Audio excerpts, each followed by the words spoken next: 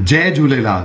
सिंधी सकाफ़त ॾींहुं ही एकता जो ॾियणो डिसेंबर जे पहिरें आर्तवार ते हिंद सिंध ऐं सॼी दुनिया में धूमधाम सां मल्हायो वेंदो आहे। असां सनातनी सिंधी ॿोली सभ्यता और संस्कृतीअ वारा माण्हू असांखे पंहिंजो वरसो न विसारणो आहे, पंहिंजी धरोहर जो हथ न छॾणो आहे।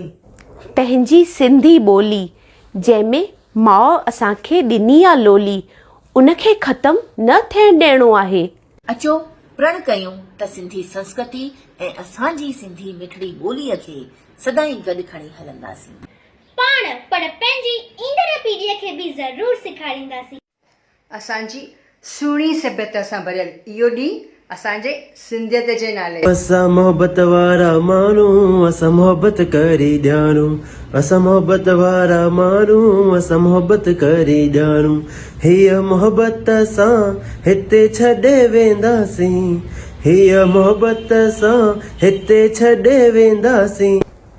हा, हीअ सिंधियत सां असांजी मोहब्बत, ही वरसो, हीअ धरोहर असां पंहिंजी ईंदड़ पीढ़ीअ जे लाइ छॾे वेंदासीं। हा, हिकु कोशिश ज़रूर कंदासीं। इहो अटल वादो ऐं इरादो बि त हिकु कुझु न कुझु कंदासीं पंहिंजी सिंधी ॿोली खे वधाइण। तव्हां सभिनी खे सिंधी कल्चर डे जूं लख लख वाधायूं।